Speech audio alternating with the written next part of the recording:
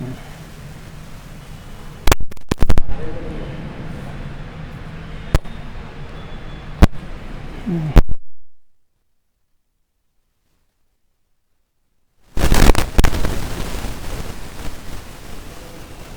اللہ الرحمن الرحیم الحمد للہ رب العالمین والصلاة والسلام علی اشرف الانبیاء والمرسلین وبعد۔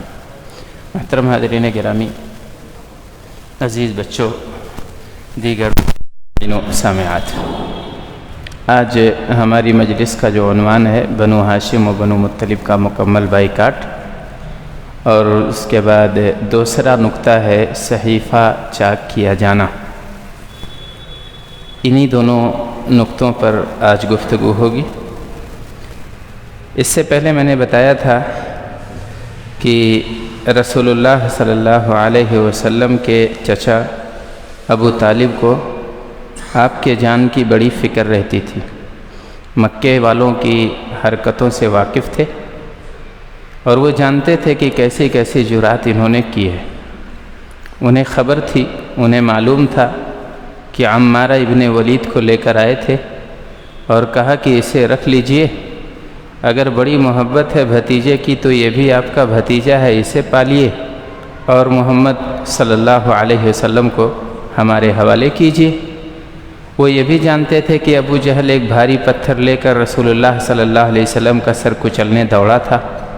انہیں یہ بھی معلوم تھا کہ خطاب کا بیٹا تلوار لے کر نکلا تھا اللہ کے رسول صلی اللہ علیہ وسلم کی گردن اڑانے کے لیے، اور وہ یہ بھی جانتے تھے کہ کئی بار انہوں نے آ کے میرے سامنے دھمکیاں دی ہیں۔ وہ یہ جانتے تھے کہ جن کی جرات نہیں ہوتی تھی مجھ سے آنکھ ملانے کی، وہ مجھ سے زبان درازی کر رہے تھے اور مجھے جنگ اور لڑائی کی دھمکی دے رہے تھے۔ لہذا انہوں نے اپنے خاندان کے مسلم اور غیر مسلم سارے لوگوں کو خاندانی بیس پر جمع کیا۔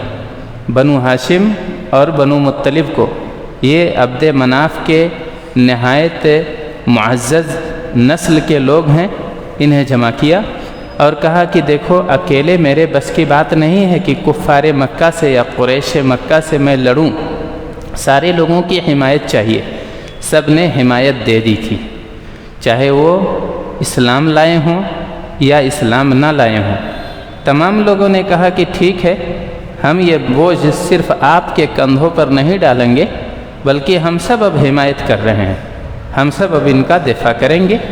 تو یہ بہت بڑا دھچکا تھا مکے والوں کے لیے، یہ اتنا بڑا دھچکا تھا جس کی وجہ سے بوکھلائے ہوئے تھے، بلکہ 4 بڑے بڑے واقعات ایک ہی مہینے کے اندر ہوئے تھے۔ ادھر حمزہ رضی اللہ عنہ اسلام لے آتے ہیں، اور پھر عمر ابن خطاب رضی اللہ عنہ اسلام لے آتے ہیں۔ یہ مکے کے نہایت بہادر لوگ تھے، ان کی بازوؤں میں اللہ نے بڑی قوت دی تھی اور انہیں اللہ تبارک تعالیٰ نے بہت وقار دیا تھا۔ تو یہ دونوں اسلام لے آتے ہیں، نبی پاک صلی اللہ علیہ وسلم کے پاس جاتے ہیں سودے بازی کے لیے اور کہتے ہیں دیکھیے، آپ اس مشن سے باز آ جائیے، ہم سب کچھ دینے کے لیے تیار ہیں۔ اگر پیسہ چاہیے تو اتنا چندہ اکٹھا کر لیں گے آج ہی کہ آپ مکے کی وادی میں سب سے امیر بن جائیں گے۔ اگر کوئی منصب چاہتے ہو تو ہم منصب بھی دینے کے لیے تیار ہیں، اور تمہیں اپنا سربراہ ماننے کے لیے ہم راضی ہیں۔ اور اگر کسی خاتون سے، کسی قریش کی صاحبزادی سے نکاح کا ارادہ ہے تو وہ بھی بتا دو، اور اگر ایسا کچھ نہیں ہے، کسی نے جادو وغیرہ کرا دیا ہے تو ہم اس کا علاج بھی کرا دیتے ہیں۔ اللہ کے رسول صلی اللہ علیہ وسلم نے ان ساری چیزوں کو ٹھکرا دیا تھا۔ تو یہ پے در پہ، اور اس کے بعد ایک یہ جو معاہدہ ہوا کہ بنو ہاشم اور بنو مطلب کے سارے لوگوں نے کہا کہ ہاں ہم اب ان کی حمایت کریں گے، تو یہ بڑے دھچکے تھے، اور انہوں نے یہ سوچا کہ اب قتل والا راستہ نہیں اختیار کیا جا سکتا ہے، اس لیے کہ اگر ہم نے اقدام کیا تو یہ جو دونوں بڑے خاندان والے ہیں بنو ہاشم اور بنو مطلب، یہ لوگ تلواریں نکالیں گے اور مکے کی وادی کو لالہ زار کر دیں گے، اور ہو سکتا ہے ہمارا سرے سے صفایا کرنے، ہمارا خاتمہ ہی کرنے۔ لہذا انہوں نے کہا کہ اب یہ آپشن ختم کرتے ہیں، اب محمد صلی اللہ علیہ وسلم کے قتل کا آپشن ختم کرتے ہیں۔ لیکن خاموش نہیں بیٹھے، باز نہیں آئے، بلکہ ایک اور ظالمانہ قدم اٹھایا۔ وہ قدم یہ تھا، کہا کہ اب محمد صلی اللہ علیہ وسلم کے خاندان والوں کا ہم مکمل بائیکاٹ کریں گے۔